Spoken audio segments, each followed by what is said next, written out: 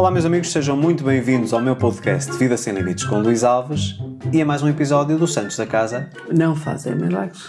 Hoje vamos falar sobre um assunto que eu sei que interessa muitas pessoas. Primeiro porque temos uma audiência que está nesta situação, que está nesta condição, e temos também muitas pessoas que estão a ponderar dar este passo nas suas vidas e emigrar. Vamos falar sobre os principais desafios da vida de imigrante e da imigração, portanto todo o processo de imigração. Nós, portanto, para quem não conhece a nossa história, nós vivemos quase 12 anos no Brasil, no Ceará, perto de Fortaleza, e portanto acho que temos muitas experiências, embora tenhamos aqui uma mais-valia muito grande, que é a semelhança linguística, não é igual, certo, Maria José? Não, absolutamente. Uma semelhança linguística, mas temos aqui muitas coisas que diferem de Portugal em relação ao Brasil, mas eu acho que aquilo que vamos falar de uma forma geral aplica-se a qualquer país, a qualquer linguagem. Ok? Antes de iniciarmos com o episódio desta semana e com este tópico, quero-vos voltar a relembrar que estou com vagas, pela primeira vez em muitos anos, vagas para o meu programa de mentoria. Portanto, se vocês querem fazer um trabalho individual, privado comigo, neste momento vocês basta acederem a luisalvesoficial.com/mentoria. Exatamente, eu acho que é só isso, o link. E vocês têm lá todas as informações de acesso, o valor de investimento, como é que funciona, sendo que a mentoria neste momento, desde o mês de Abril, que vai passar a ter uma duração apenas de 3 meses. Quem quiser continuar com o trabalho, migra para sessões estratégicas. Foi a única forma que eu encontrei para conseguir atender novas pessoas. Portanto, todos vocês que querem dar um passo em frente nas vossas vidas, que já leram os meus livros, que já fizeram os meus cursos e que querem realmente dar um passo em frente, o meu programa de mentoria é, sem sombra de dúvidas, o programa onde mais transformações impactantes têm existido ao longo destes 10 anos. Então vamos a isso. Imigração. Estávamos a falar da questão da língua e há bocadinho estávamos a falar sobre isso. O que é que para ti foi mais difícil de compreender em termos de diferenças no Brasil? Tu falavas-me da parte da linguagem. O que é que para ti te chocou mais? A parte da linguagem chocou-me porque, conforme eu entendo absolutamente tudo o que os brasileiros falam, não é? Pensei que seria o mesmo, que eles entenderiam o que a gente fala, mas não. E tu achas que era uma coisa só especificamente no Nordeste ou que é... Não, eu tinha estado no Rio de Janeiro e também é igual. Eles acham que nós falamos muito depressa e não entendem. Mas a mim, até o que mais me chocou, vou-te dizer a verdade, o que mais me chocou nesta coisa da linguagem foi ter imensas vezes, isso aí só me aconteceu no Ceará. Já sei o que é que vais falar. Foi eu estar a falar e perguntaram-me se eu era alemã, se estava a falar alemão, se eu era italiana, se estava a falar italiano, quer dizer, e eu só me ria porque achava piada, não é? Pronto. Mas isso eu não estava à espera. Pronto. Tu sabes que eu tenho uma opinião um bocadinho diferente. Portanto, estamos a falar aqui do primeiro desafio, que é a parte da barreira linguística, não é? E ao contrário, e semelhante ao que a Maria já está a dizer, e que eu também vivenciei isso, eu acho que a parte da barreira linguística pode ser um impeditivo muito grande para termos realmente qualidade ou funcionalidade na vida. Porque isso eu acho que isso é uma coisa muito, muito importante. Eu, pessoalmente, como lido com São Paulo todos os dias, exatamente todos os dias, mais uma vez por semana quando tenho a reunião com a minha equipe do Brasil, mas todos os dias eu comunico com brasileiros.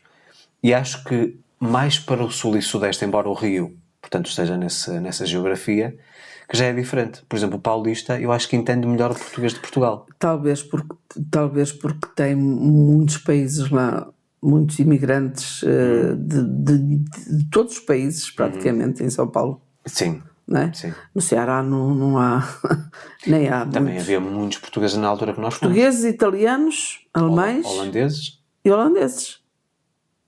Sim, mas isso não tem nada a ver. Agora, tu em São Paulo tens tudo. Sim, mas vê bem, aqui era a questão da compreensão do português, não me interessa que tenham outras nacionalidades. Sim. Aí seria mais o inglês. Pois, está bem. Talvez, mas depois também, quer dizer, é assim, São Paulo não se compara com o Ceará. São com realidades diferentes, Não é? países diferentes. Países dentro do mesmo país. Exatamente, portanto Aliás, eu até te digo que a percepção que eu fiquei do Brasil é que cada estado é um país por si só. Percebes? A cultura de cada estado é muito diferente. Exato, diferem muito. Eu acho que essa questão da barreira linguística, no nosso caso, por exemplo, e isto aplica-se também a brasileiros que queiram vir morar para a Europa ou para Portugal especificamente. Eu acho que nós, em relação a tudo, na parte da imigração, acho que um dos grandes erros que as pessoas cometem quando estão a pensar em emigrar é, em primeiro lugar, acharem que, por exemplo, que o país de destino que é perfeito, não existe perfeição em lado nenhum, e pensar também, tipo, eu vou viver exatamente da mesma forma como eu vivia no meu país de origem, depois as pessoas adaptam-se à minha volta. Não, eu acho que nós que chegamos, Claro. que temos que nos adaptar. Na questão linguística, curiosamente, eu sei que muitos portugueses, por exemplo, foram viver para o Brasil, e nós convivemos com vários que ao fim de alguns meses já estavam a falar português do Brasil, não é? E nós nunca o fizemos. E muita gente se questionava como é que nós conseguimos navegar ao longo de 12 anos, sem nunca termos falado brasileiro. Ou um mínimo sotaque. O mínimo. Eu vou falar no meu campo porque eu, no fundo, sempre tive uma audiência brasileira, não é? E sei que hoje muitos brasileiros compreendem os portugueses à custa dos meus conteúdos.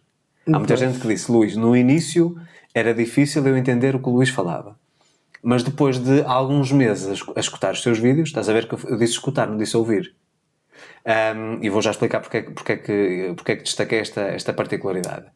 E agora eu consigo entender todos os portugueses. Até vejo canais no YouTube em português de outras temáticas, não é? Eu tentei, como eu lidava com o público diário, portanto eu tinha uma atividade que não a tua, portanto estavas mais protegida nesse aspecto, eu comecei a utilizar tipo tempos verbais que os brasileiros utilizam, por exemplo, o gerúndio, não é? Falando, dizendo, não é?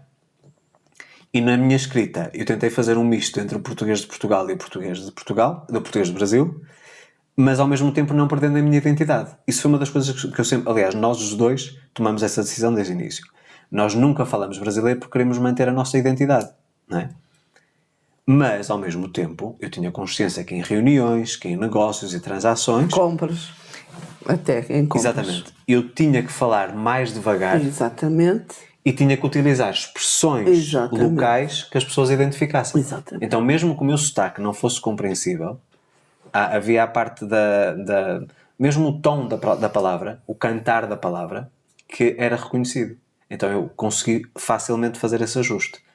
Mas eu sei que, por exemplo, existem muitas pessoas que me ouvem que estão, por exemplo, na Suíça, na Holanda, em Inglaterra, que são portugueses ou brasileiros. Eu acho que a primeira coisa que nós devemos fazer, antes sequer de ponderar emigrar, é conhecer a língua. Porque assim, se nós não nos conseguimos comunicar, como é que nós vamos conseguir chegar a algum lado? Certo? Nós podemos até dizer assim, ok, o inglês é uma língua universal, mas vamos imaginar que vocês vão para a Alemanha. Isso tem como experiência com clientes. Os alemães não gostam que falem inglês. É o país deles, é a língua deles, ou falas a minha língua, ou então não estás aqui.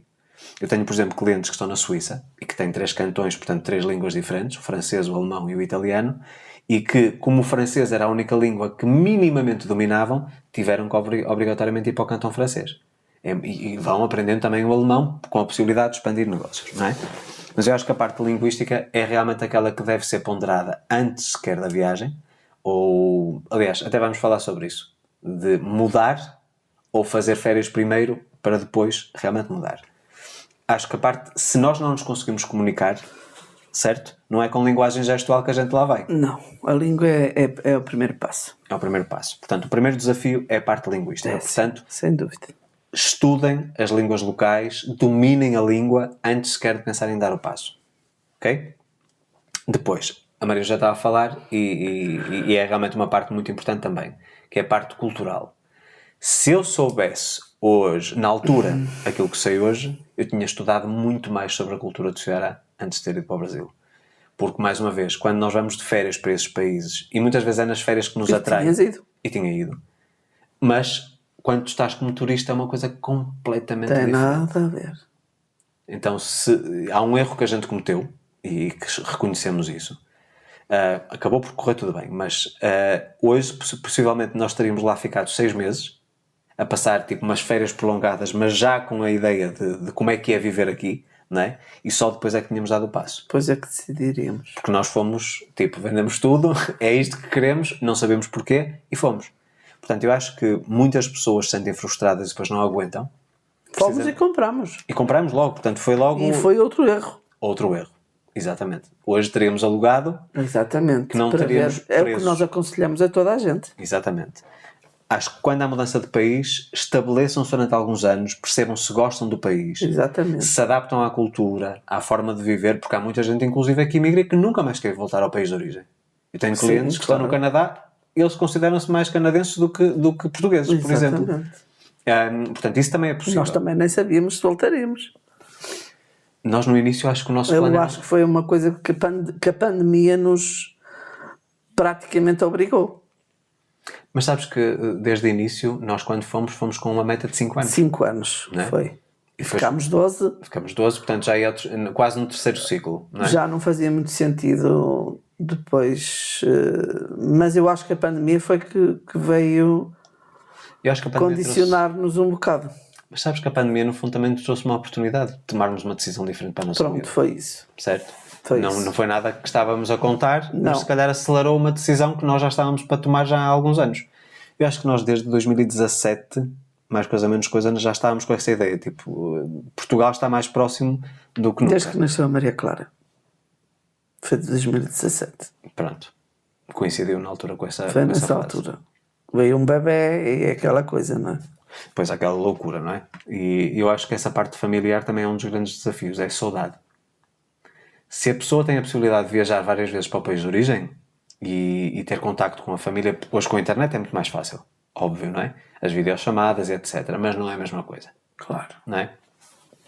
Eu acho que outro dos grandes desafios de um imigrante, e acho que esta nova geração de imigrantes que não tem muito isso, eu fiz um vídeo onde falava sobre essa questão da mentalidade do imigrante e que era admirável, o espírito de sacrifício, de foco, até cumprir com aquela meta. Hoje em dia, infelizmente, na parte desta mentalidade mais jovem, já não existe isso. O imigrante, por exemplo, nos anos 60, um português ou mesmo um brasileiro, muitas vezes para os Estados Unidos, ele ia com aquela meta de conseguir acumular um determinado volume de dinheiro, portanto trabalhava muito, não é? Para depois voltar ao seu país de origem, poder ter a sua casa, o seu carro e viver uma boa qualidade de vida com uma boa aposentadoria, não é? Hoje em dia já não existe muito isso.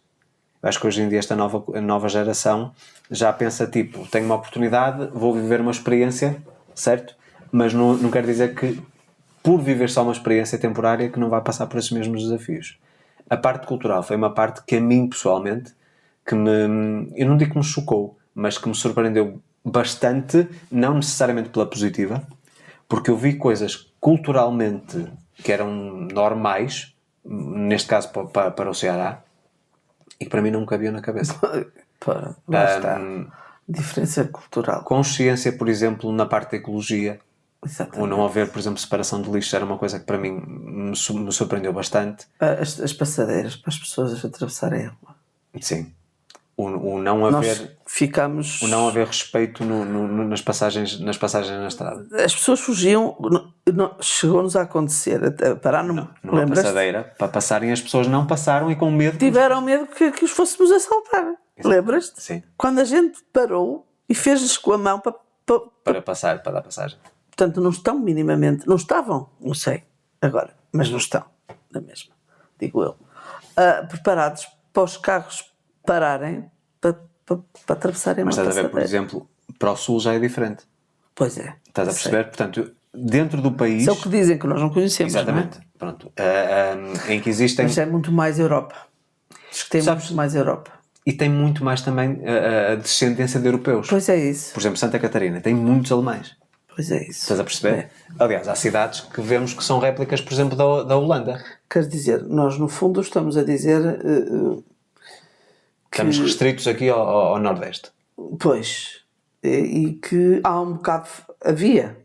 Não sei se é de falar no presente, se é de falar no passado. Nós neste momento não sabemos. Pois, 4 anos é muito tempo. Mas há alguma falta de civismo, assim, nessa parte, não é? Dos carros não pararem, não darem a passagem a uma senhora de idade. Ou não havia, assim, esses cuidados não havia. A separação dos lixos era uma coisa que nos incomodava profundamente, porque nós íamos habituados aqui a fazer a separação, mas lá tivemos que a fazer na mesma. Sim. E andar depois quilómetros. Sim, para poder entregar. Para irmos fazer a separação. Que supermercado era? Era na Washington. No Washington Soares? Na Washington Soares, qual era? Não, não era no Extra. Pão de Açúcar? Pão de açúcar. Tinha cá fora uns amarelo, contentores, sim, sim. pequeninos, umas coisinhas pequeninas. E também havia no... Depois, mais tarde, houve no próprio Beach Park, se não estou em erro. Não chegou a haver. Eu acho que no Beach Park depois também havia. Já não me recordo. Eu sei que nós que juntávamos os vidros, No Iguatemi também tinha. pronto, e fazíamos, quando íamos assim para lá, levávamos a mala cheia. E fazíamos a separação nós. Independentemente do que quer que seja, mesmo com estas diferenças culturais, na parte cívica e tudo isso, não quer dizer que nós, enquanto imigrantes, portanto, de outros países, que não possamos, de alguma forma, implementar uma coisa que achamos que é benéfica para o próprio país de destino, não é? Nós tivemos imensos amigos que mudaram comportamentos depois de saber como nós vivíamos. Exatamente. Certo? Mesmo coisas E em casa. agradavelmente. E muito agradavelmente. Exatamente. Isso acho que é uma coisa positiva. Portanto, nós, se formos enquanto imigrantes, não impor, porque isso é uma coisa muito importante. Há muitas pessoas que vão impor as suas realidades e a sua forma de viver nos países de destino. Houve uma coisa que me disseram numa determinada altura, eu não sei exatamente por que motivo foi, em que eu estava muito, muito constrangido em relação a uma situação e que dizia isto não devia funcionar assim, e que as pessoas me disseram: meu amigo, se não concorda com as leis deste país e o funcionamento deste país, então volta ao seu país. E estão totalmente legítimos. Portanto, para não corrermos este risco, em primeiro lugar nós temos que conhecer a cultura e adaptar-nos à cultura. Estás a perceber? Outra coisa importante, também muito relevante, antes de dar o passo da imigração, é conhecer o funcionamento do país, ou seja, as leis. Porque há coisas que são muito diferentes. E nós tivemos alguns casos que tivemos que recorrer à lei, nomeadamente alguns processos que nós tivemos, não contra nós, portanto nós a processar alguém, e que é muito diferente o funcionamento da lei. Portanto, é muito importante nós conhecermos a legislação, é muito importante conhecermos a parte cultural, porque é aí que nós enfrentamos os principais desafios. E uma parte importantíssima também tem a ver com a parte fiscal. Portanto, as leis tributárias dos próprios países. Antes de dar o passo, é preciso saber como é que é, por exemplo, caso me estejam a ouvir a partir do Brasil, o imposto de renda dos outros países, que é o nosso IRS aqui em Portugal. É preciso saber como é que funciona a abertura de empresa. Outro desafio muito grande que o imigrante enfrenta, a parte da legalização. Tu sabes a dor de cabeça que foi nós termos os nossos vistos. Existe um processo Não sei se burocrático. hoje ainda será assim, porque os brasileiros aqui não têm esse problema. Há um novo acordo. É diferente. Há um novo acordo recente. Pois. Portanto, entre países da Eu comunidade acho que de língua conforme oficial eles estão portuguesa. recebidos aqui, nós devíamos ser recebidos lá. Sim, e não é bem a mesma coisa. Não era, na altura. Na altura não era nada. Absolutamente nada. Acho que foi uma das coisas mais curiosas foi realmente perceber como o processo de legalização, que é extremamente burocrático. É burocrático e caro. E muitas vezes até nos faz desistir. Pois. Muito sinceramente nos faz desistir. E acho que essa parte é uma parte que nós temos que ter salvaguardado, a ver quais são as opções que nós temos. E no final vai dar aos 6 meses. Vai dar aqueles 6 meses que te é permitido estar lá sem documentação. Sem visto, sem visto turista. Portanto, e é mais ou menos isso que demorava na altura a termos o visto. Uma das coisas que eu não sei se funciona em todos os países, mas eu penso que sim, que é, por exemplo, vamos imaginar que nós fazemos o pedido do visto enquanto estamos lá, certo? Ou depois termos que voltar ao país de origem. Foi o que fizemos. Para irmos ao consulado daquele país onde queremos emigrar, para carimbar o passaporte para voltar a entrar no país. Estupidez. O que eu acho que não faz sentido nenhum. Eu acho que hoje já não é assim. Mas eu acho que há vários países que ainda é assim, Zé. Porque não faz sentido. Não faz sentido. Mas hoje com o digital, naquela altura ainda não havia... Ainda não era assim, 2008, 2009. Partilhem também nos comentários connosco como é que é, se vocês neste momento estão a viver essa realidade, como é que foi a legalização, para se nós tiveram foi que fazer difícil. isso. Para nós foi muito difícil, muito burocrático, muito dispendioso. Muito dispendioso. E tivemos que vir a Portugal buscar o visto. para voltar a entrar no Brasil já como residentes. Exatamente. Pronto, isso é uma coisa realmente que é... Quando se pode mandar uns papéis por fax ou por Fax, e-mail. isso já não existe. Mas existia na altura. Sim, na altura ainda existia. Na altura.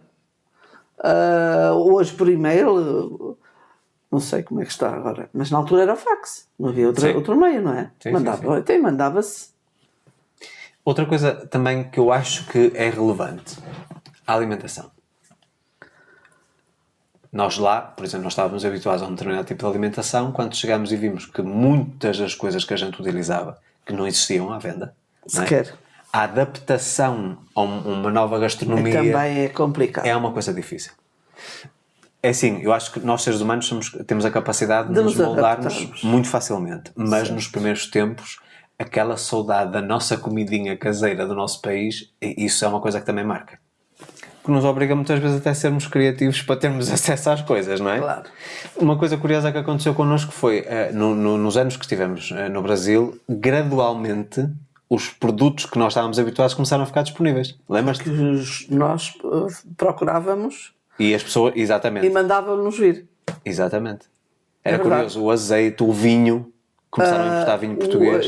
Eu lembro-me de um enchido, a única marca que conseguimos lá meter foi a Primor. Primor, Chouriço. o chouriço. Havia o pequenino das francesinhas E a linguiça? e depois aquela pequenininha. A linguiça nossa. E depois o portuguesa. chouriço. E o chouriço. Porque a linguiça brasileira não tem nada a ver com isso. Não tem nada a ver. Pois. Mas era só no São Luís. Era. Que Era um havia. mercadinho tipo boutique. Pronto, era uma coisa assim muito... Mais gourmetzinha. Exatamente. Era. Mas foi curioso que depois também, isto acontece com muita frequência, a comunidade de imigrantes daquele país de origem, vamos imaginar os brasileiros, não é? Depois começam a criar aqui grupos de encontro para terem acesso à gastronomia. O nosso, por exemplo, nós começamos a conhecer portugueses que faziam um pão muito específico daqui de Portugal, que era a sêmia, Exato. e depois iam lá entregar aos imigrantes portugueses que lá estavam. As alheiras, que também eram enchido, que faziam, não era a mesma coisa, Não. mas, percebes? Isso depois começa-se a criar aqui um efeito de comunidade, porque as pessoas têm saudades das mesmas coisas. E muitas vezes até abre oportunidade de negócio. Porque, por exemplo, nós É sabemos... criatividade. Mas sabes uma coisa curiosa? Mantendo-te fiel às tuas raízes, por exemplo, a quantidade de rodízios brasileiros que abriram pelo mundo, é precisamente essa questão da culinária, que no fundo é cultural também, não é? Que no fundo acaba por trazer a vantagem de oportunidade de negócio. Tu sabes que um dos restaurantes mais famosos lá de Fortaleza era português. Era o João do Bacalhau, lembras-te? E, portanto, a culinária era totalmente portuguesa. Os pastéis de nata também, que é os pastéis de Belém, que muitos brasileiros conhecem com esse nome. Também começamos... Aliás, nós muitas vezes importávamos. Lembras-te? Sim. Que eram quantidades industriais, depois congelávamos e depois íamos consumindo ao longo do ano. Mas realmente a parte cultural... Por exemplo, eu tenho muitas pessoas que se queixam em Inglaterra. A culinária na Inglaterra é muito diferente mesmo da Europa, do resto da Europa. E que tem um choque muito grande quando lá chegam, como nós aqui em Portugal utilizamos a expressão desconsolo. Eu jamais me adaptaria à culinária inglesa. Portanto, já existente, mas tu tens a matéria-prima em Inglaterra para fazeres aquilo que tu queres. Com certeza. Que Certo. teria, assim como no Brasil, havia muita coisa que eles abusam um bocado do açúcar, um bocado do doce em relação a nós, do O leite condensado, leite que é condensado. o leite moça. Que eles abusam imenso, que é uma coisa... Eu também não sou amante de doces, não é? E tu que gostas de doces, até tu achavas demais algumas coisas. Sim, não é? era enjoativo. Portanto, e nós fazíamos as nossas sobremesas e o nosso bacalhau e receitas nossas, e vinham os brasileiros, nossos amigos, A nossa casa a nossa casa, e ficavam deliciados, já perguntavam, até traziam Os taparoeiros. as As caixinhas para levarem levar para a casa. marmita, sim. A marmita. Portanto, e era bom, porque havia realmente... Mas a comida, no geral, até era boa. O feijãozinho preto, Sim, o feijão verde, sim. O baião de dois. o arroz, vários... Sim. O arroz de brócolos, O arroz tropeiro. Não, feijão tropeiro. feijão tropeiro, Baião de dois. baião de dois... Não, tem comidas lá no... Eu estou a falar de Ceará. Estamos Sim. a falar de Ceará. Muito boas. Por exemplo, não sei se tu tiveste essa oportunidade, mas eu, por exemplo, provei muito a cozinha da Amazónia. Já é muito diferente. Para o nosso gasto, para o nosso trato intestinal já é completamente diferente. Vou dar um exemplo muito prático. Comida mexicana. Eu, pessoalmente, eu e comida mexicana não combinamos. Não, porque... O nosso organismo não está Calhou-te adaptado. mal. Mas não estamos adaptados, percebes? Há comidas lá no Ceará, por exemplo, muito puxadas. Muito picantes. Na Bahia, então, nem se fala. É muita pimenta. Portanto, não é para qualquer organismo. Então, acho que fazer um misto entre a adaptação à cultura existente e irmos... treinando o nosso palato para esse tipo de culinária, há coisas que eu jamais na minha cabeça imaginava comer e que adorava lá. Percebes? Por exemplo, lembras-te daquele feijão cegado? Não, couve mineira. Lembras-te? Sim. Adorei a couve mineira e eu aqui em Portugal jamais eu comeria couve. Não apreciava, não é? Portanto, acho que esta parte da culinária pode unir as pessoas e nós partilharmos também aquilo que é a nossa cultura local nos países de destino. Eu acho que pode ser uma troca muito enriquecedora e também abrir aqui a oportunidade de negócio. Exato. Porque há muita coisa que se faz. Mas, desafios que nós enfrentamos. Por exemplo, nós enfrentamos muitos desafios na parte da construção civil. A diferença na forma de construir casas, Totalmente diferente, de acabamentos, não tem nada a ver. mesmo as próprias utilidades de casa é totalmente diferente. Eu acho que se fizéssemos ao contrário e falássemos sobre aquilo que não foi desafio, Sim. o que é que diríamos? O que é que não foi desafio para nós? O que é que não foi desafio? Boa estratégia de mudança, realmente. Porque de resto, o desafio, nós diariamente tínhamos desafios. Sim, diariamente tínhamos desafios. Por exemplo, uma das coisas que existe muita diferença, e isto de país para país muda, tem a ver com a parte dos compromissos, nomeadamente a parte da pontualidade. Exatamente. Uma das coisas que a mim mais me surpreendeu, especificamente no Nordeste, porque eu sei que noutros estados não é a mesma coisa, foi os atrasos constantes. Marcas para as 3, são 4 e ainda não apareceu ninguém. Mas ninguém dá E ninguém quatro. ninguém dá satisfações, nem a avisar que vai chegar tarde, etc. Eu acho que pelo facto de São Paulo ser o cérebro do país, embora Brasília seja a Uma capital, metrópole. eu acho que São Paulo, como tem muita indústria, muito investimento externo, que teve que se adaptar ao que funciona globalmente. Pois. Estás a perceber? Os horários de reuniões e tudo isso tem que ser cumprido. Mas há outros países, como se fala, por exemplo, a pontualidade britânica, certo? Portanto, em Inglaterra, a parte do compromisso com a hora é muito importante. Às vezes mais importante que a qualidade do serviço que tu vais prestar. Exatamente. E eu tenho essa experiência com alguns clientes que me dizem que se a pessoa chega 5 minutos mais cedo e está lá a hora, é muito mais válido para o inglês esse compromisso e essa disciplina do que propriamente o fazer o melhor serviço do mundo mas chegar 15 minutos mais tarde. Estás a perceber? Portanto, há um ajuste cultural. Mas, dentro dessas partes, portanto, do desafio diário, o que é que tu achas que, enquanto imigrante, e que se aplica um bocadinho a todo o mundo, o que é que tu achas que mais pode ser considerado um desafio a ponderar quando nós estamos a pensar em emigrar, por exemplo? O câmbio, por exemplo, é uma coisa também importante, não é? Saber O funcionamento da moeda do país. quanto é que vale a nossa moeda do nosso país no outro país onde vamos. Que é para sabermos o que é que podemos gastar e até onde é que podemos ir. Eu acho que isso é mais importante no início, Zé, porque vê bem, nós no início o câmbio era muito importante para nós, porque nós fomos com euros para o Brasil, Pois. certo? Que tínhamos que converter em reais. Mas depois começamos a ganhar em reais. Certo? Portanto, Sim. depois tens que me levar a vida conforme a moeda local. Entendes? Agora, o que eu acho que... E permitam-me aqui uma crítica. É uma crítica que não vai ser aceita de bom grado por toda a gente, mas acreditem em mim que eu acho que isso é uma coisa muito importante. O grande erro que eu acho que as pessoas cometem quando emigram, nomeadamente para para um país onde a moeda seja mais forte, ou seja, que tenha um câmbio muito valorizado. Vamos imaginar que a pessoa vem do Brasil para a Europa, que o euro tem mais valor que o real, ou o dólar americano. Vocês têm que ter um plano. E esse plano tem que ser cumprido à risca. O que existe normalmente de erro nos primeiros tempos é que a pessoa, nos primeiros rendimentos que tem, antes de se estabilizar no país de destino, já está a pensar quanto é que eu posso mandar para a minha família no país de origem. E eu acho que isso é uma coisa que impede que as pessoas prosperem. Minha opinião. Se existe essa decisão de emigrar, a pessoa tem que ter um plano, tem que ter um compromisso que estabelece consigo mesmo, de cumprir com aquele objetivo, e quando chegar a um ponto de conforto, aí sim é que pode começar a pensar em retornar o dinheiro para o país de origem. Pelo menos é o meu entendimento, porque eu vejo muitos brasileiros que cometem esse erro e que depois que vêm, nomeadamente na mentoria, pedir a minha ajuda, e uma das coisas que nós fazemos logo imediatamente é: se você não está estável sequer no país de destino, onde está emigrado, como é que você pega praticamente todos os recursos que ganha e manda para o país de origem? E muitas pessoas poderão dizer: Luís, Mas um dos motivos que me leva a emigrar é poder ajudar a minha família. Mas eu costumo dizer sempre o seguinte, e tu sabes que eu sou defensor disto. Se eu não me ajudo a mim primeiro, como é que eu depois vou estar em condições de ajudar os outros? Claro. Percebes? Pois. Porquê? Porque o custo de vida... e também uma coisa importante que eu acho que é um desafio muito grande para a maior parte dos imigrantes, que é ter consciência do custo de vida. Quanto é que fica a alugar uma casa? Qual é o custo da alimentação de supermercado por mês? Quanto é que fica a água, a luz, o telefone, o gás, a internet, tudo isso? Porque são coisas que eu vou precisar.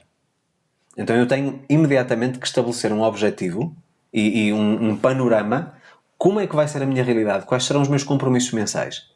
E depois, obviamente, que eu tenho que encontrar já soluções, no início, para conseguir cumprir com esses meus objetivos. O que sobrar aí, sim, eu tenho margem de manobra para poder ajudar outras pessoas.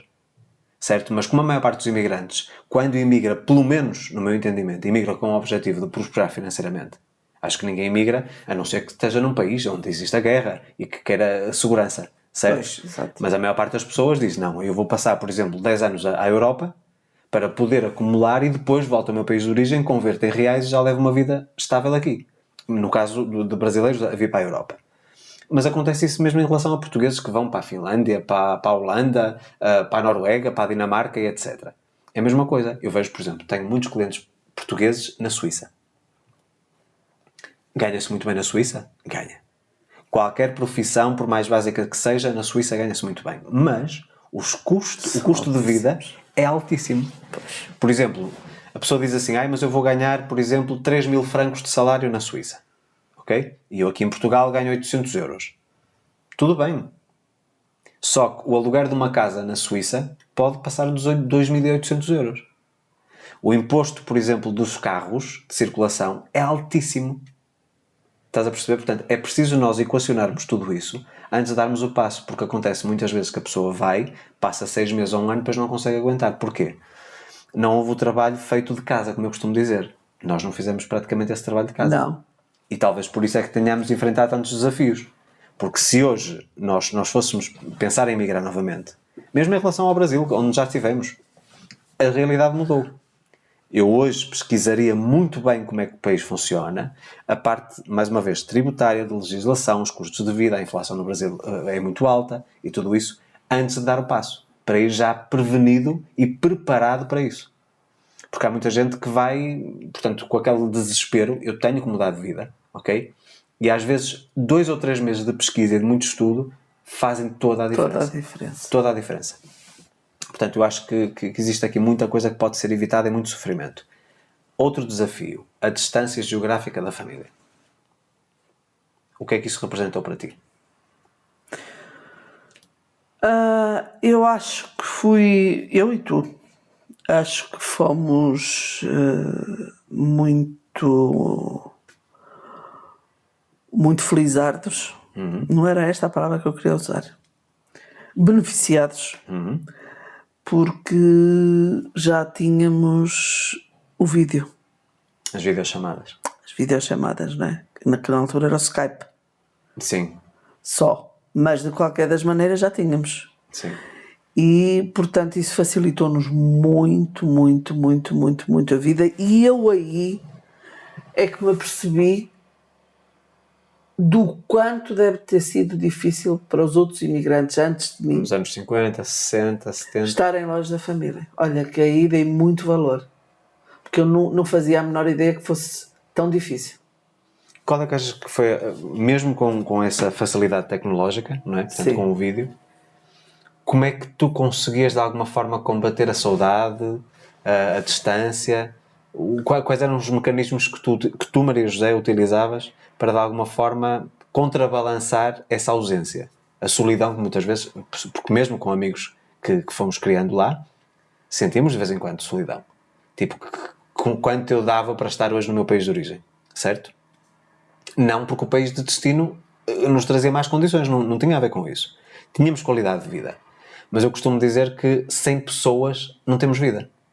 A vida é esta interação, estás a perceber? Pronto. E com pessoas de sangue, nomeadamente, é muito difícil. Como é que tu combatias isso? Quais os mecanismos que tu criaste dentro de ti para conseguires lidar com isso? Especialmente depois com netos e filhos e etc. Isso não foi muito tempo. Não é? Com netos não foi muito tempo. Tu deixaste uma neta de 1 ano. Ah, sim, Certo. pois. Mas aí foi uma opção radical e, portanto, não havia nada a fazer, não é? Mentalizei-me de que ia, não sabia quando voltaria e ponto final. Agora,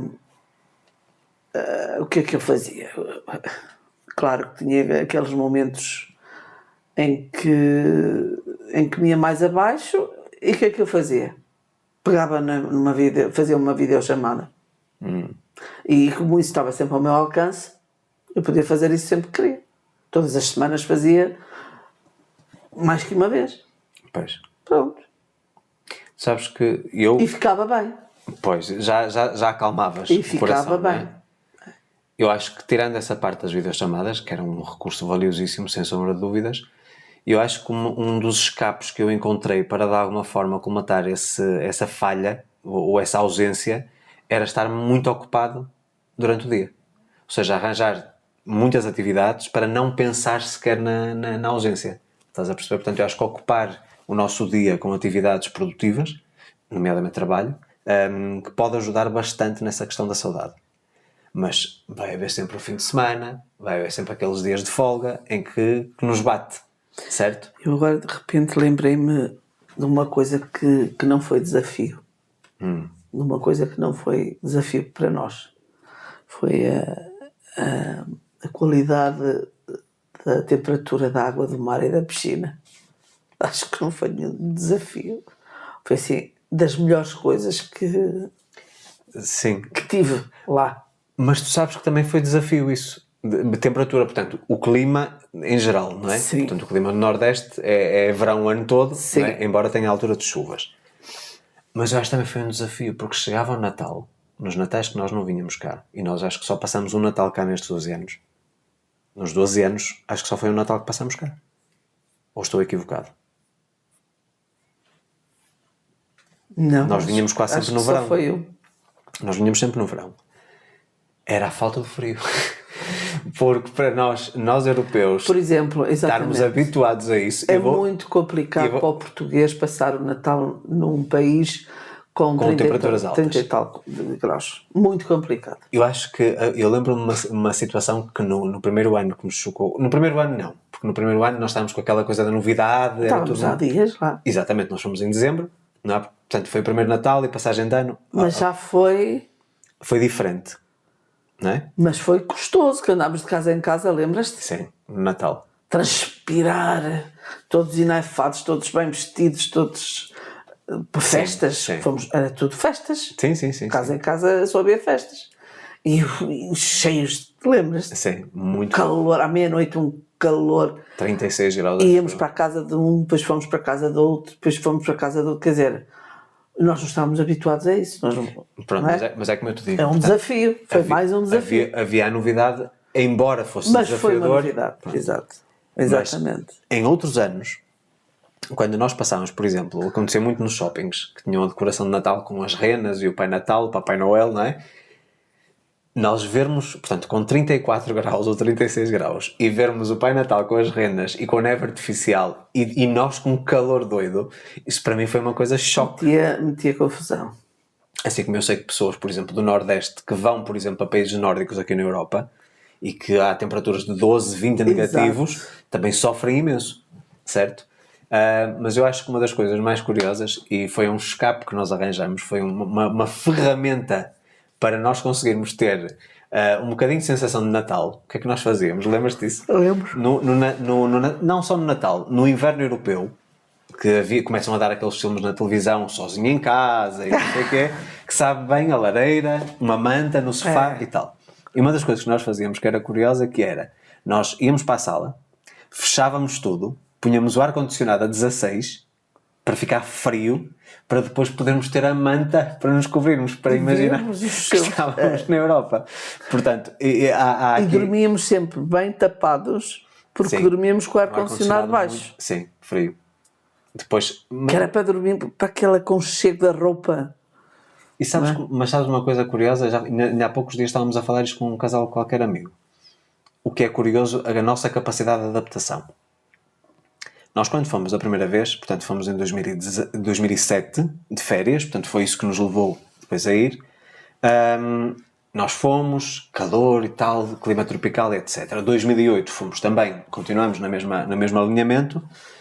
E uma coisa curiosa que acontecia nessa altura era, portanto, em teoria, a partir de março começa a entrar o outono. Que são as chuvas. Lá é chuvas. E no A temperatura Nordeste. não muda. E víamos pessoas com frio na praia. E a entrar na água arrepiados.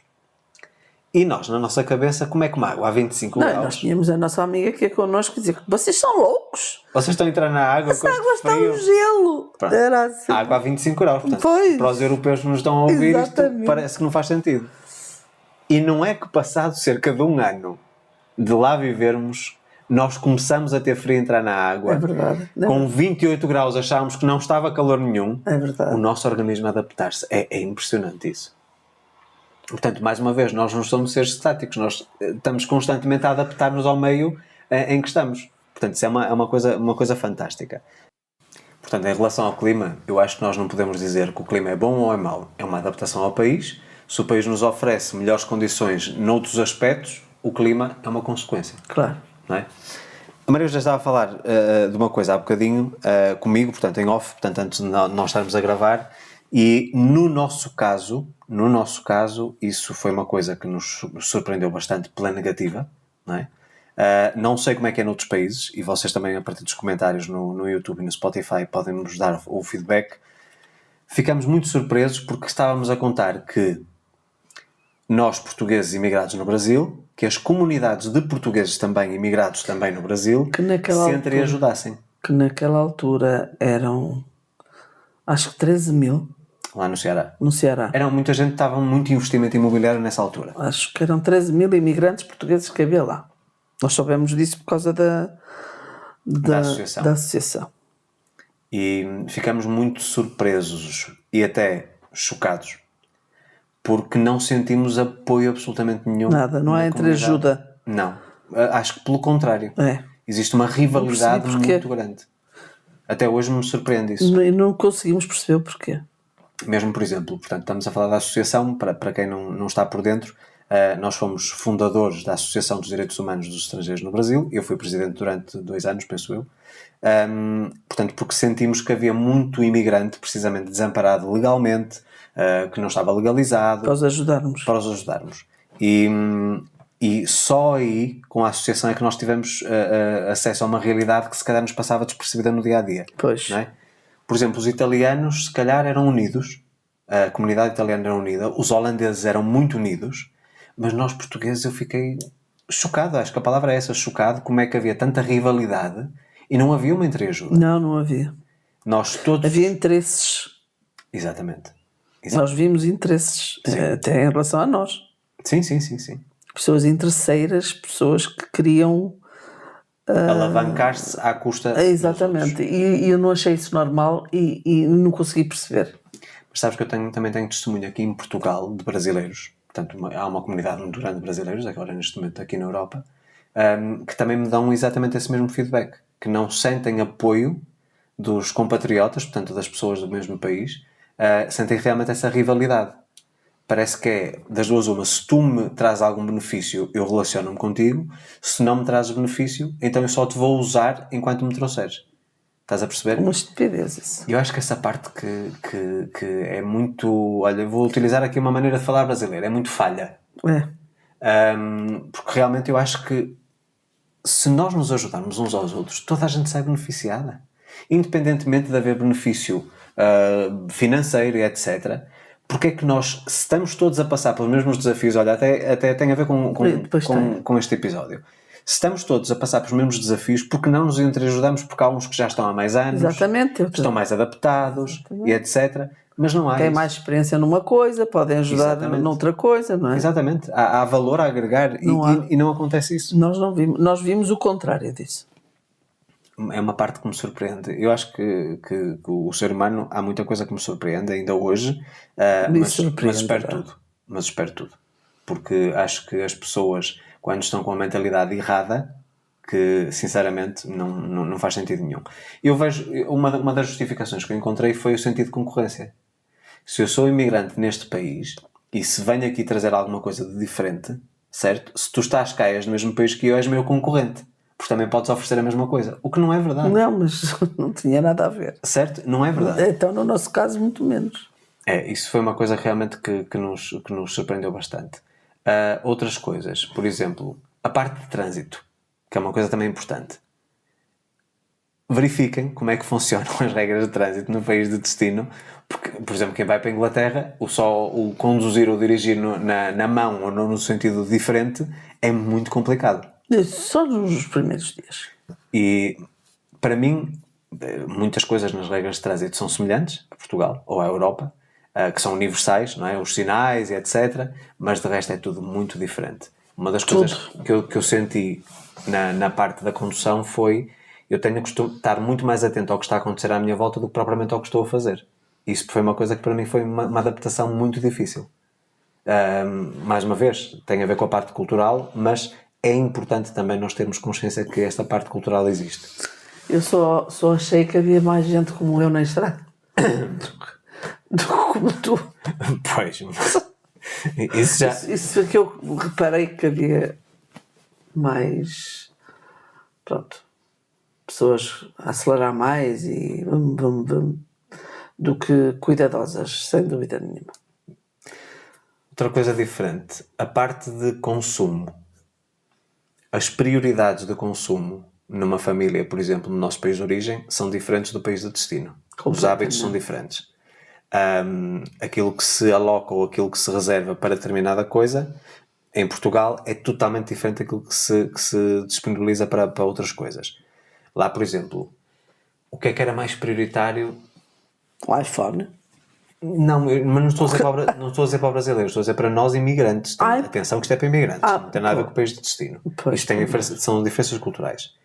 Mas, por exemplo, uma coisa prioritária para nós que aqui não era prioritária: segurança e vigilância, por exemplo. Eu lembro-me perfeitamente que quando nós fomos para lá, quando nós estávamos em obra, na casa, que tínhamos comprado, que nós dissemos: eu não vou jamais ter cerca elétrica, nem arame farpado nos muros, nem nada, não quero estar a morar numa prisão americana. Lembras-te que nós dizemos isso? Até à primeira tentativa de assalto. Aí, imediatamente... E connosco em casa. Aí metemos arame farpado, metemos cerca elétrica, câmaras, alarmes e etc. Pronto, são realidades diferentes. São. Não quer dizer que nós tenhamos uma melhor ou pior qualidade de vida, são apenas realidades diferentes e temos que nos ajustar. Outra coisa que é muito importante e que tu no início, que sofreste um bocadinho ou padeceste esse mal, é achar que os direitos que nós temos no nosso país de origem que nós vamos ter no país de destino. Porque no meu país funciona assim, tem que funcionar assim em todo lado. E tu muitas vezes ficavas até revoltada, eu lembro-me perfeitamente disso, em relação a algumas coisas que aqui que são normais. Mas mudei-as. Algumas mudei-as. Tiveste que mudar. É uma adaptação. Mudei-as. Mudei as leis. Sim. Lá. Sim. Nós fomos muito ativistas nesse aspecto, já reparaste? Ainda bem para eles. Sim. Sim, muito. Aliás, eu vou-te dizer, não sei se partilhei contigo isto até, acho que foi semana passada. Lembras-te que houve um problema que nós tínhamos com poluição sonora? Outro também. Pronto. Nós quando lá chegamos... Problemão. Foi uma coisa muito desafiadora. Era uma coisa horrível. Houve uma situação que nós vivemos durante anos e que para nós nos desconfortava muito, que era os paredões de som. De noite, especialmente. Quer dizer, já nem se fala de dia, não é? Mas havia um desrespeito muito grande pelas leis já existentes. Portanto, as leis existiam, mas não eram cumpridas, dos paredões. E eu, pessoalmente, porque me feria bastante e trazia-me muita intranquilidade, estive muito ativo e iniciei um movimento de poluição sonora zero, lá no Porto das Dunas. E esse movimento veio trazer depois, penso que foi na Câmara de Fortaleza, veio trazer uma lei que proibia os paredões em Fortaleza. E eu sei que muita gente na altura que ficou contra mim e tudo isso, porque eles gostavam disso. Ok, acho que há espaço para tudo, mas há locais, se estamos numa zona que é uma zona habitacional, com muitas casas... Estamos a falar de paredões dentro de casa. Sim, dentro de casa, é o que eu te estou a dizer. Se tu vais para uma zona remota, uma fazenda, que não há ninguém em volta, podes pôr o som que tu quiseres, estás na tua propriedade privada. Agora, quando estás numa zona residencial, em que tens vizinhos a toda a volta e estás com 12 mil watts de som, quer dizer, isso é uma coisa insustentável. Durante o dia e durante a noite. Portanto, a lei era muito clara. E ainda hoje, que as pessoas muitas vezes vão para esses sítios paradisíacos, como era o caso do Porto das Dunas, e depois têm o seu paraíso destruído por esse barulho, porque no fundo é barulho, não é? Hoje em dia ainda recebo mensagens de pessoas a dizer o que é que precisa, o que é que eu posso fazer, que é insuportável ao fim Mas de acho que é semana. menos. Menos. Acho que é muito menos. E ainda hoje recebo mensagens a perguntar quem é que devo chamar e outras pessoas a agradecer-me porque desde que eu iniciei o movimento que de repente, gradualmente, o sossego foi chegando.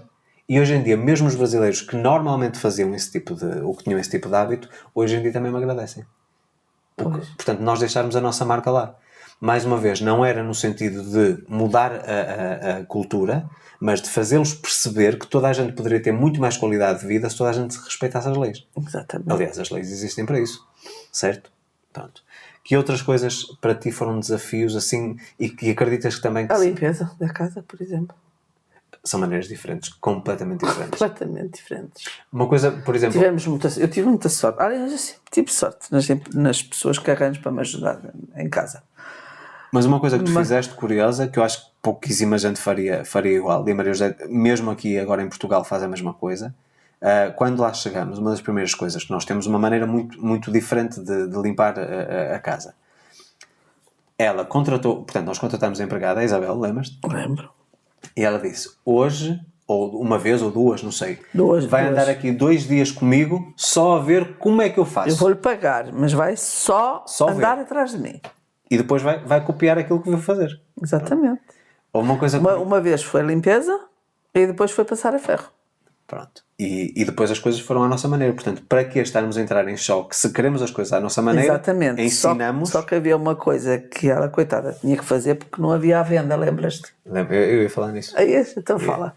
Nós quando chegamos lá, e o brasileiro sabe muito bem disso, utiliza-se muito o pano de chão.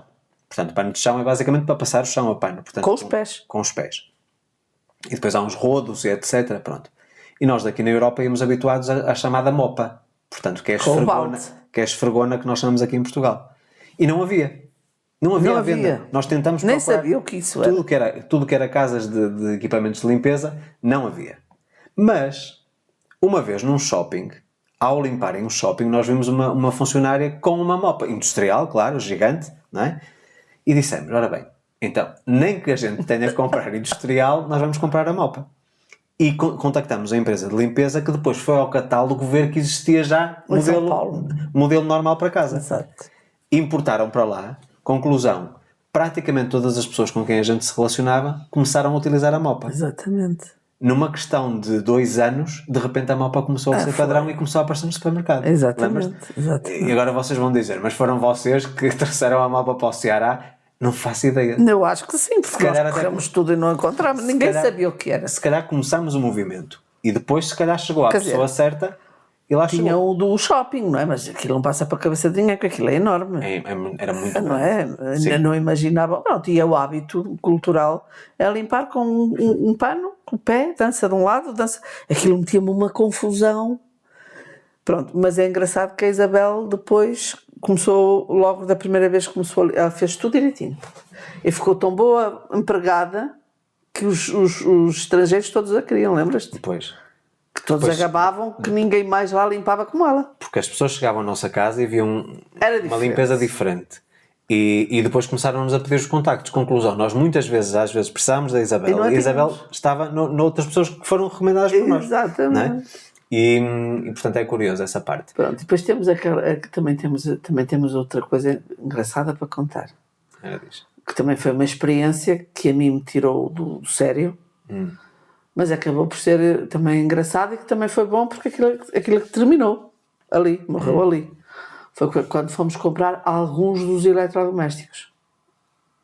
Em relação às formas de pagamento. Hoje em dia é completamente diferente. E hoje sei que é completamente diferente. Não faz sentido, para mim não fazia sentido nenhum. Para nós, por exemplo, só para vos dar uma ideia do que é que aconteceu, mesmo no Brasil, hoje em dia, de certeza absoluta que vocês conseguem ainda identificar esta situação. Imaginem que vocês vão a uma loja de departamento. O que é a loja de departamento? Em que dentro da mesma loja tem um espaço só... Como é que chamava a loja? Insinuante. Era laranja. Sim. Insinuante e acho que faliu. Fechou, pelo menos lá em também pelo tipo de comportamento e de atendimento que tinha, também não lhes dava boa saúde. Enfim. Então imagina uma loja de departamento em que tem o mesmo espaço e que depois tem um espaço em que é de roupa, outro espaço que é, não estou a dizer que é esta específica, mas estou apenas a dar o pois, exemplo. esta não tinha. Outra, por exemplo, que é de brinquedos, outra que é de eletrodomésticos, de eletrónicos, de telefones. Mas portanto, só uma loja. só uma loja, e depois tem os vários cantos da loja onde vendem vários tipos de produto. Em teoria, depois vocês têm uma caixa para pagar, certo? À saída. Portanto, vocês levam os produtos todos no carrinho, não é? Chegam à caixa, pagam e vão embora. Nessa loja específica, nós compramos... Eram só eletrodomésticos. Eram só eletrodomésticos e eletrónicos. Nós levamos os chamados eletrodomésticos, que são os grandes, e depois tem os eletroportáteis, que são os pequenos eletrodomésticos aqui na Europa. Café, Exatamente. a picadora, foram 7 coisas. Conclusão. Desses 7 produtos que nós levamos, eu acho Nós que não levámos nada. Cada vez que escolhíamos, o senhor ficava com um papel e dava-nos outro a nós. E depois tínhamos de levantar o estoque. E ficámos com 7 papéis. Exatamente. E eu cheguei à caixa e dei os 7 papéis. Sim. E a atendente, portanto, a pessoa que estava na caixa, basicamente o que fez foi dizer, pronto, então agora tem que passar o cartão 7 vezes. Exatamente. E eu disse, como? Não, desculpa, senhora, junta tudo e faz uma conta. Exatamente. Certo? Ai, não, são departamentos diferentes, tem que ser faturado. Não, tem que ser faturado. Certo, desculpe, mas chame o gerente. O gerente. E quero o livro de reclamações, mas ficou lá escrito também. Sim. No livro de reclamações. Porque para nós não fazia sentido. Sim, se a loja é a mesma, se a faturação é a mesma, porque é que nós temos que pagar 7 operações diferentes? Até porque ficava muito mais caro para nós no cartão Sim, de crédito. porque nós estávamos a pagar com dinheiro português. Exatamente, porque nós na altura, como estávamos a começar a vida, ainda pagávamos com um cartão português. Exatamente. E 7 vezes íamos pagar mais. 7 vezes as taxas. Exatamente. Sim.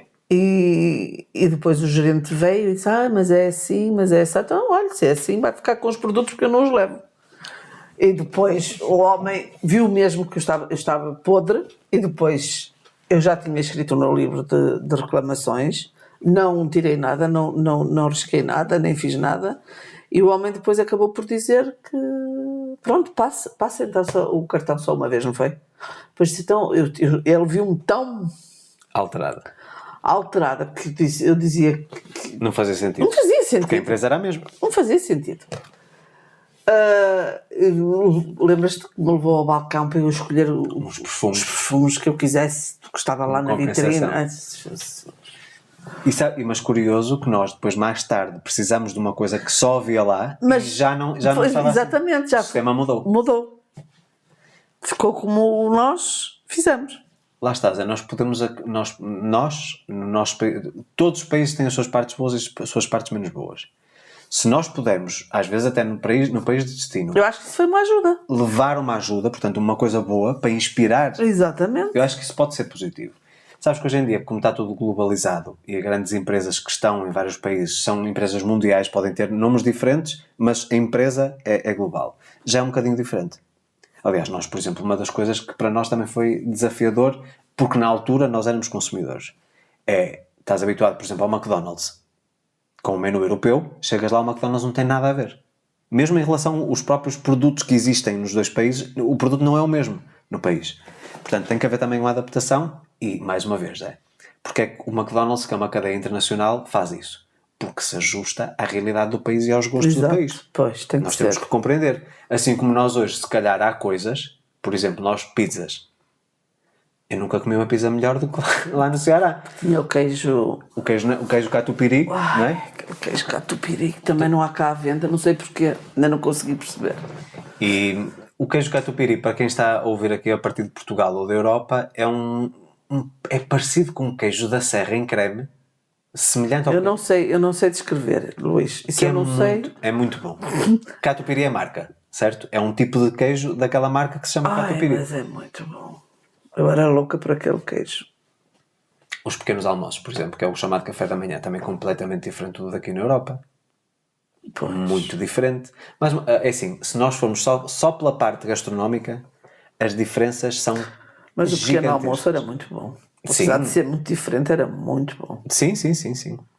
Eu acho que a parte gastronómica... Olha, ainda ontem à noite fiz uma omelete para mim. E eu até falei alto, não sei se me ouviste. E disse, saia uma omelete ao empreendimento para onde eu fui, Aquaville. a Aquaville, que era a omelete que eles faziam de manhã para mim. Pois. Para mim, para quem quisesse. Sim. Com 2 ovos, pimento e cebola. Ah, sim, ok. Era tão boa aquela omelete.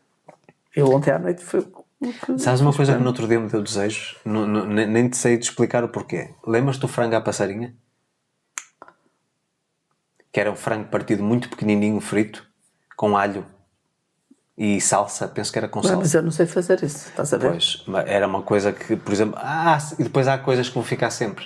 A tapioca, por exemplo, que é uma coisa que nós adorávamos lá e que aqui já tentámos fazer várias vezes. Não fica igual.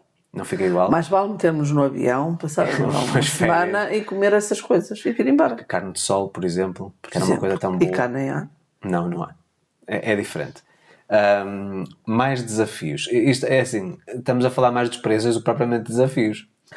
Pois, mas também é bom que as pessoas saibam que podem encontrar coisas que vão adorar.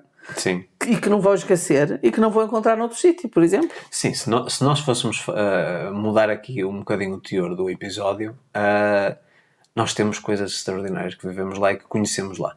Agora, é preciso estarmos dispostos a tirar o melhor proveito das diferenças. mesmo quando as diferenças não nos agradam. Não é? Mas é como eu te digo sempre. Repara, as viagens que a gente fazia para Flecheiras? Para Flecheiras, a estrada era horrível, cheia de buracos. Sim. E não sei o quê, a primeira vez foi horrível. Das outras, a gente já conhecia os buracos, já nos afastávamos. Desviávamos. E íamos muito felizes e contentes. Da primeira vez resmungávamos. Sim. E depois fomos felizes e contentes. Tirávamos partido de... Zé, é um bocadinho aquela filosofia do copo meio cheio, meio vazio. Exatamente. Como o destino onde nós íamos nos trazia um bem-estar incrível, Exatamente. vale a pena passar pelos buracos para que depois vás usufruir daquilo. Ora, nem mais. Entendes? Portanto, mais uma vez, e eu vejo também muito isto. Há muitos imigrantes que se revoltam, especialmente no primeiro ano. Revoltam-se muito das diferenças, com as diferenças, até que depois chegam a um ponto em que dizem assim, ok, mas os benefícios que eu estou aqui a viver, eu não teria no meu país de origem. Então mais vale eu aceitar, sabes aquela coisa, aceita que dói menos? Pois. Pronto, é um bocadinho por aí. Há coisas que nós nunca aceitamos. Não. Por exemplo, uma das coisas que nós nunca aceitamos foi essa questão do som alto. Foi uma coisa que, pelo menos para mim, Luís, perturbava imenso. A mim não. Pronto. Eu sou franca que a mim... A Maria José passa... Aquilo podia estar com... Tu disseste quantos? 12 mil watts. Podia ter 50, eu dormia na mesma. Eu não. Eu cheguei, eu lembro numa Semana Santa, foi na Páscoa, eu estive sem dormir aqueles 5 dias. Não foi na Páscoa, foi no Carnaval. No Carnaval, mas não era Carnaval, foi o outro Carnaval. Fortal. O Fortal. Que é o Carnaval foi fora da Fortal. época, em junho. Foi uma semana sem dormir. Portanto, aí eu é que eles iam-se embora, deixavam aquilo a tocar, o CD riscava e depois estava ficava a repetir 3 segundos a repetir. Chamávamos a polícia, aquilo foi horrível. E depois, e nessa altura eu dormia perfeitamente, para mim não me incomodava, mas eu cheguei a uma altura que te vi desesperadíssimo. Sim. E fui eu que acabei com aquilo. Foi realmente uma fase, eu não gosto de me lembrar disso porque traz-me aqui umas emoções muito negativas e tira-me aqui do alinhamento. não gosto de me lembrar dessa fase. Mas foi muito desafiador, essa questão do som alto. Mas outra das coisas que para mim, e tu sabes que eu disse muitas vezes, que muitos cabelos brancos que me vieram disso. Serviço de apoio ao cliente de uma operadora de telefone. Não vale a pena estar aqui a falar de nomes, mas uma operadora que ainda está em atividade no Brasil neste momento, uma das principais. É assim, para mim, eu não digo que era o desrespeito para com o cliente, mas era a falta... Eu chegava a dizer que era a tua amante. Pois, porque passavam muitas horas, não era noite. De noite, exatamente. Às vezes ias para a cama às 4 da manhã. Exatamente, por causa do problema da internet. Ali ia falar, tum.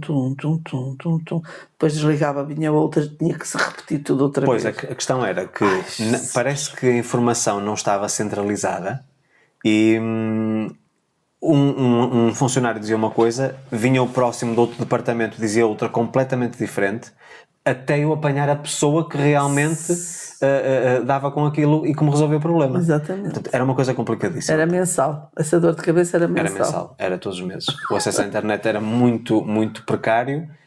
Na altura só havia uma opção, que era 4G, porque a fibra não existia na altura. Nós também, por muita força que fizemos, acabámos por conseguir que uma empresa de Fortaleza puxasse fibra para o Porto das Dunas, lembras-te disso? E depois toda a gente agora usufrui de fibra. Realmente nós mudamos muita Nós coisa. ainda fizemos umas coisinhas lá, ainda Eu deixámos acho a que- nossa marca. Eu acho que devemos ir para a política. Eu acho que cada um de nós, não é nós, eu e tu, cada ser humano, por onde quer que passe, deixa sempre a sua marca. Deixa, se assim o quiser, óbvio. Ou boa ou má, Sim. mas deixa. Mas sabes que também às vezes é preciso um bocadinho de pessoas com alguma personalidade forte e de... Também há quem só deixe mal. Sim, óbvio que sim. Então pronto. Mas deixa sempre a sua marca, seja de uma maneira, seja de outra. Claro que ninguém sabe destas coisas que nós estamos a contar, não é? Ninguém, neste momento, lá sabem quem é que levou o balde e a mopa e quem levou a fibra, ninguém sabe. Ou quem é que acabou com o som, ninguém sabe. Alguns sabem, algumas pessoas sabem, os nossos vizinhos e amigos, esses sabem.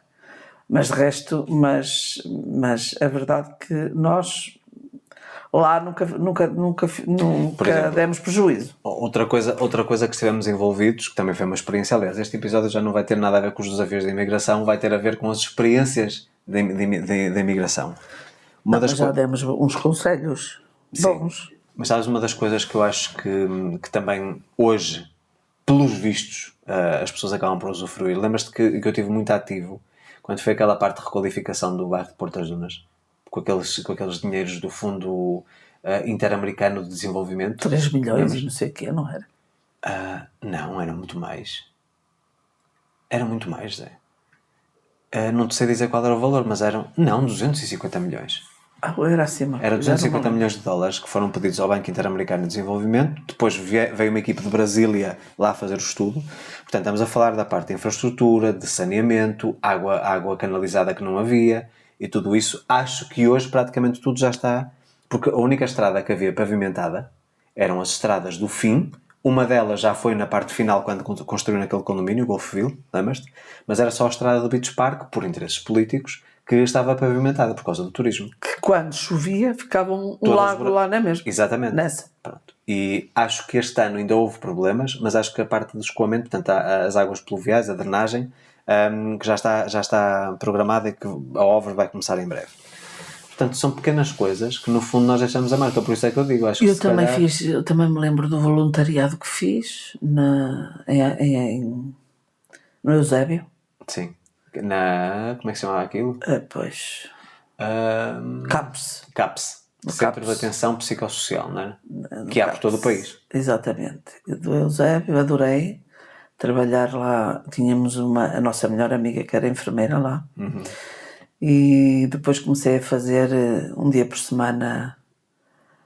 Era trabalhos manuais. Era ensiná-los a fazer montes de coisas. Pessoas deficientes, não é? Outros toxicodependentes, mas... Dependentes químicos. Pronto, foi um desafio muito grande para mim porque eu não me estava a ver aquelas desgraças, estás a perceber? Porque nunca lidei com pessoas assim. Mas por acaso foi muito agradável. Muito, muito, muito, muito agradável. E ainda foram uns anos. E desisti porque...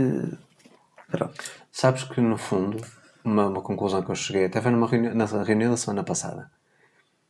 Eu acho que o Brasil para nós foi uma maneira de expandirmos a nossa mente muito, em vários aspectos, tanto para a parte negativa como para a parte positiva. Parte negativa não necessariamente aquilo que as pessoas estão a pensar, mas, por exemplo, o Brasil para mim na parte negativa foi conhecer a outra realidade, portanto as condições mais precárias de vida, e lá está, aliás, aquilo que provocou essa crise existencial em 2003 em mim foi ter visto pessoas a viver numa condição miserável, Exato. felizes. Isso para mim não me cabia na cabeça. Portanto, foi uma expansão para baixo, portanto, em termos de vibração negativa, mas que me trouxe depois o positivo. Quer dizer, foi muita coisa. Eu acho que nós conhecemos uma realidade totalmente diferente. Também houve o senso de missão. Tanto da minha parte como da tua. Olha que nesse CAPS, lembras-te que eu chegava a levar comida, bacalhau com natas, lembras-te? Que eles nem sabiam o que era, coitadinhos. E eles começavam a dizer, como é que tu vais levar bacalhau, uma coisa assim nobre? É verdade, eu levava, tinha lá uma forma enorme, recordas-te? Uma redonda muito grande. Massadeira. Eu enchia de bacalhau com natas. E eles adoravam. Outras vezes levava aquele frango que eu costumo fazer com as natas e com a cerveja. Com a cerveja e a sopa de cebola assim Sim. ali. Eles consolavam. Tu lembras-te de uma coisa? Eu acho que nesse aspecto nós realmente demos às pessoas que interagiram connosco, locais, experiências que eles nunca pensaram viver. Lembras-te quando tu fizeste um arroz de cabidela? Quando tínhamos os trabalhadores... De galinha de... Caipira. Que eles nunca tinham comido Pois na vida. não. E que sentiram-se até constrangidos por sentaram-se na mesa connosco, não é? Os trabalhadores, pronto.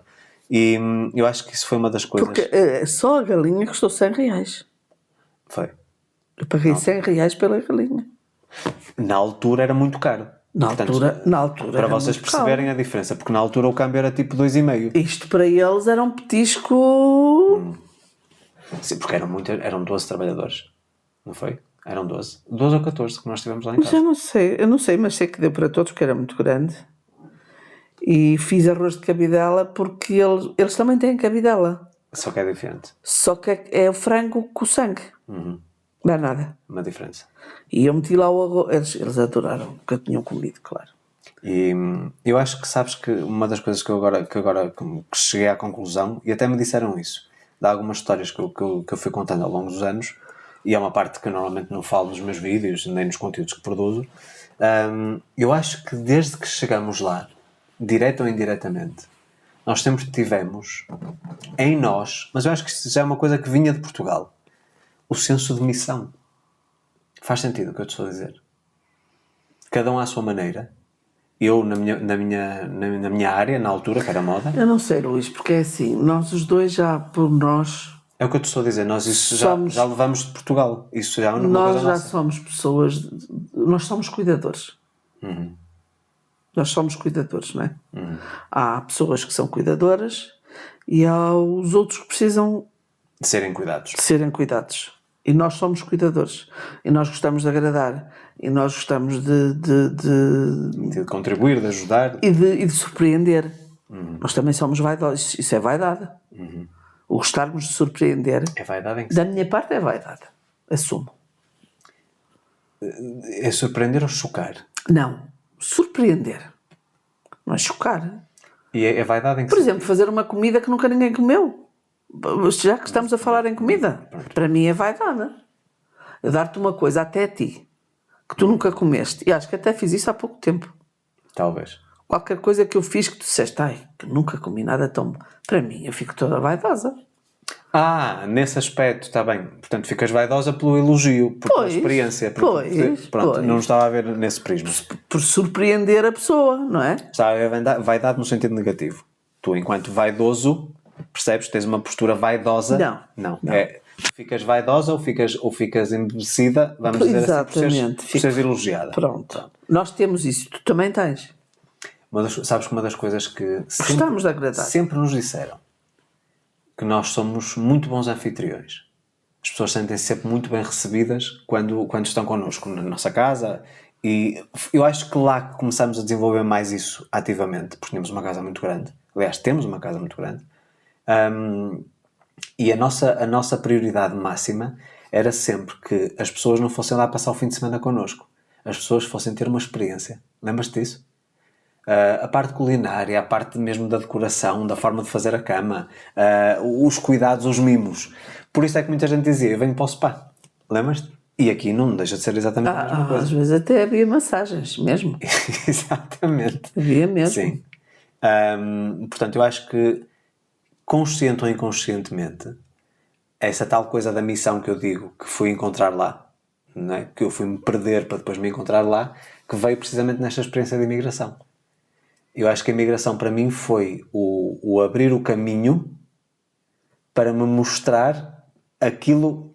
Eu acho que se calhar não me estou a expressar da forma correta. Foi-me desviar do caminho para que eu encontrasse a minha estrada. Faz sentido aquilo que eu te estou a dizer? Foi-me desviar do caminho para que eu encontrasse a minha estrada. Ou seja, eu estava num caminho a trilhar um caminho. Portanto, quando eu digo estrada, é tipo missão de vida. Sim, sim, ok? sim. Portanto, eu andava por caminhos, sempre à volta, mas sempre a ignorar uma estrada que sempre esteve à minha frente desde miúdo. E eu tenho consumido, por exemplo, muito conteúdo ultimamente, algumas palestras e alguns workshops, que fala precisamente dessa questão da missão, não é? Que muitas vezes a vida nos mostra. E eu acho que uma das coisas que, no fundo, eu consigo identificar enquanto criança, de comportamento que eu tinha, tu sabes aquela sensação de que tu estás sempre desenquadrado da idade cronológica? Eu acho que não sei se alguma vez tiveste isto, se calhar no sentido oposto. Eu sempre convivi muito bem com pessoas muito mais velhas do que eu. E ainda hoje nós temos casais amigos de 70 e muitos anos, não é? Não é uma diferença muito grande para ti, mas é uma diferença muito grande para mim. E para mim essa questão da sabedoria... Aliás, com o dobro. Essa questão, exatamente, temos amigos de 80 e tais anos. Ouvir as experiências, ouvir as histórias, tudo aquilo que são as vivências, para mim sempre foi uma coisa que me fascinou. E não sabia eu que quase minha obsessão, porque foi durante muitos anos de obsessão, quer dizer, um miúdo de 6 ou 7 anos, a gostar de ouvir pessoas de 50 e 60 anos a contarem as histórias da guerra, etc. Não é? As vivências dos filhos, etc. O que passaram como imigrantes, olha, curiosamente também como imigrantes, que vinha ser uma ferramenta muito útil para a minha missão. Porque no fundo eu tive que beber muita coisa. Portanto, eu sempre tive que viver muito à frente do meu tempo cronológico para depois, agora, na idade adulta, ter as respostas para dar às pessoas. E para mim mesmo. Para me encontrar a mim mesmo. E hoje sinto que essas... E curiosamente, outra coisa que acontece com muita frequência é os meus seguidores. E isto é uma coisa muito recente que nós tivemos a avaliar. Quando se pensa em conteúdo motivacional, desenvolvimento pessoal, etc., pensa-se em malta jovem. 20, 25, está a começar a sua vida, então precisa de se sentir motivado para trabalhar para um objetivo, e etc. E foi curioso perceber que eu tenho uma grande fatia da minha comunidade acima dos 60. Muito curioso isso. Mesmo pessoas de mentoria, às vezes com quase 70. Percebes? O que me leva a crer que, no fundo, eu fui adquirindo muita experiência e muito conhecimento através da vida, dos olhos de outros, portanto, da vida de outros, que, no fundo, foi transportada para a minha própria vida, foi posta em prática na minha própria vida e que me trouxe a sabedoria que eu hoje preciso para poder transmitir esses conteúdos. E eu acho que essa parte da imigração, sem sombra de dúvidas, foi uma experiência que me fez crescer imenso, em vários aspectos, porque muitas vezes nós nos sentimos os dois sozinhos contra o mundo. E acho que foi um sentimento que habitou muito a nossa mente durante muito tempo.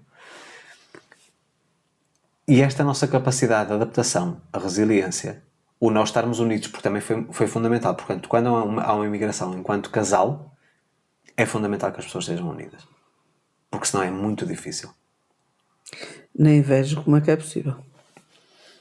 Quando estiverem unidos, não estou a ver a coisa a resultar.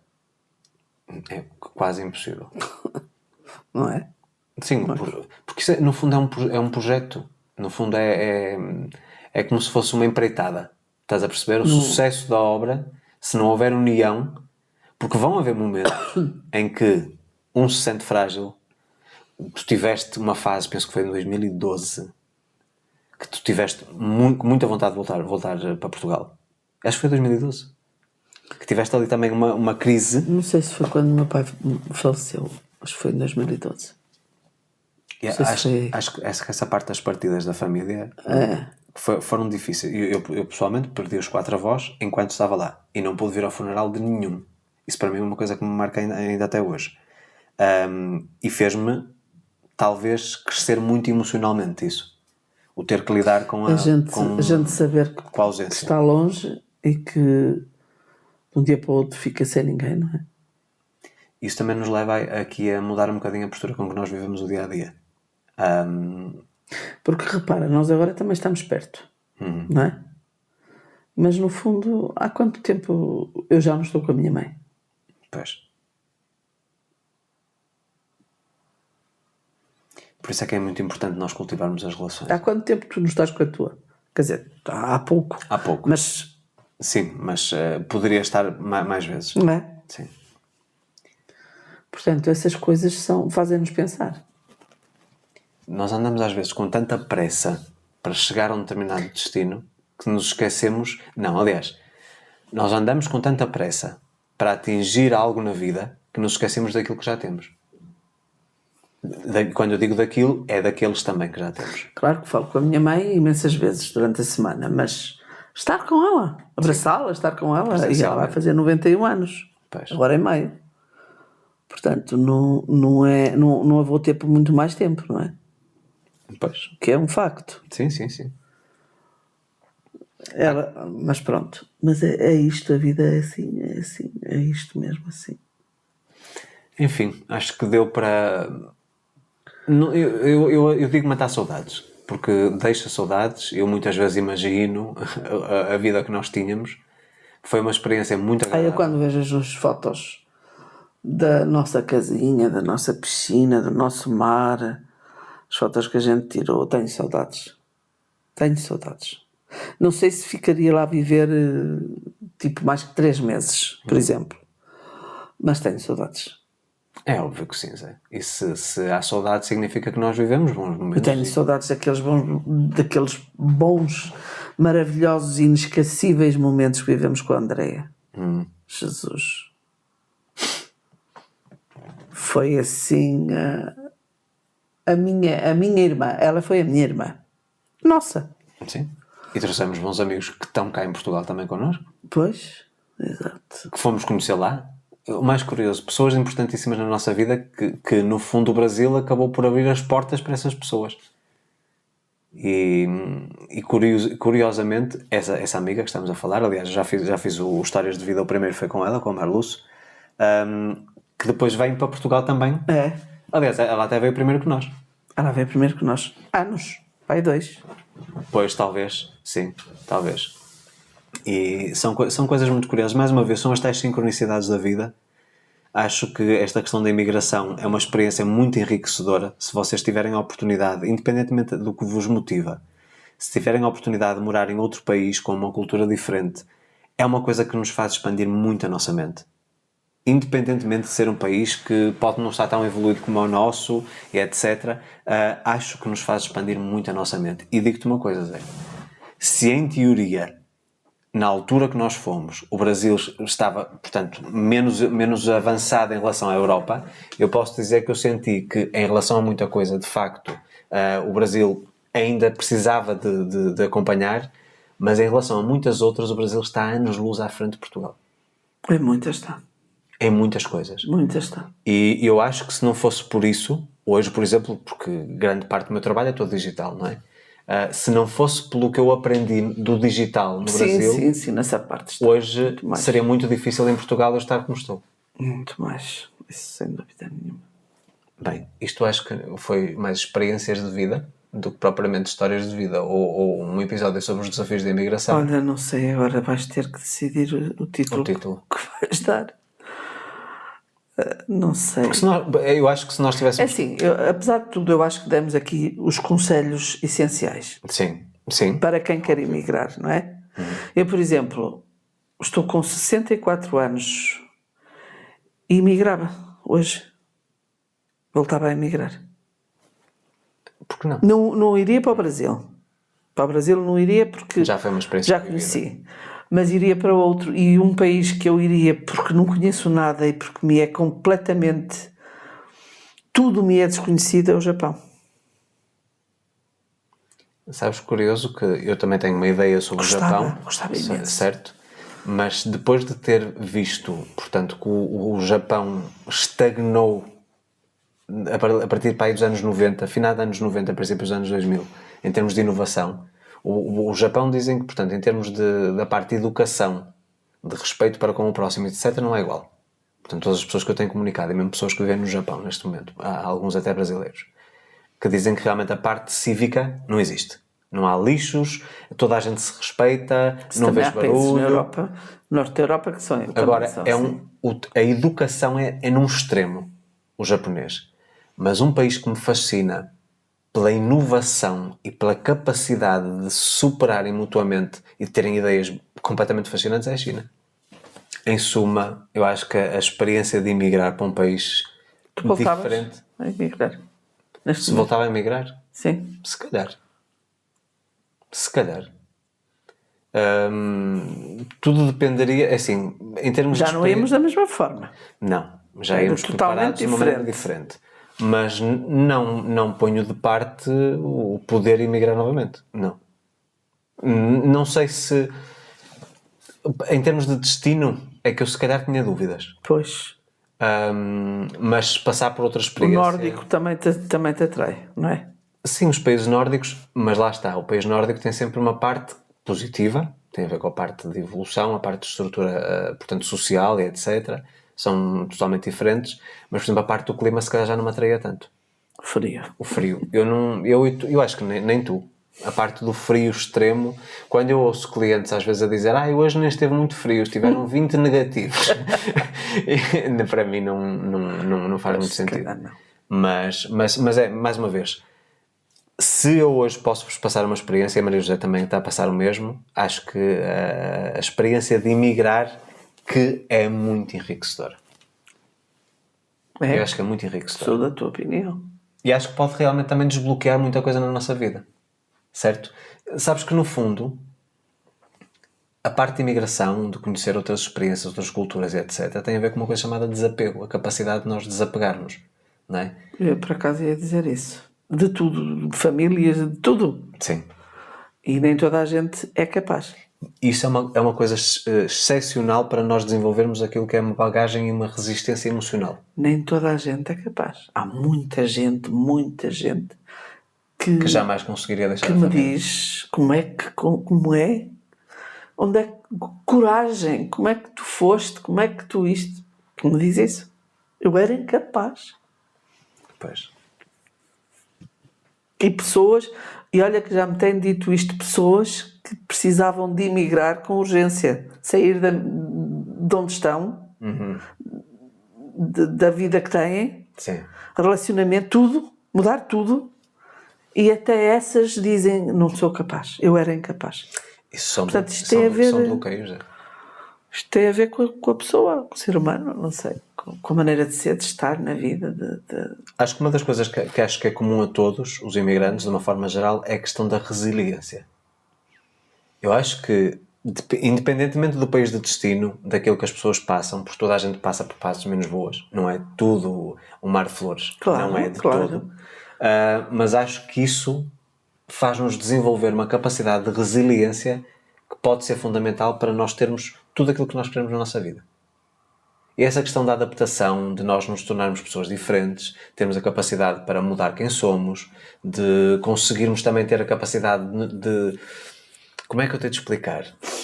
De tu conseguires, sem abdicar dos teus valores, porque foi isso que nós, desde o primeiro minuto, dissemos, nós jamais vamos abdicar dos nossos pilares fundamentais, os nossos valores. Mas, no fundo, temos que saber dançar samba. No caso nem era samba, Por era forró. acaso nem aprendemos. Sim, mas uma maneira de falar. Tínhamos que aprender a dançar forró. Porque, caso contrário, não conseguíamos viver, Não, pois. não é? De uma forma Tivemos harmoniosa. que nos adaptar, como é óbvio. E eu acho que essa adaptação que nos trouxe mais competências humanas, mais competências profissionais também, e mais competências vivenciais, porque no fundo é que nos dá bagagem.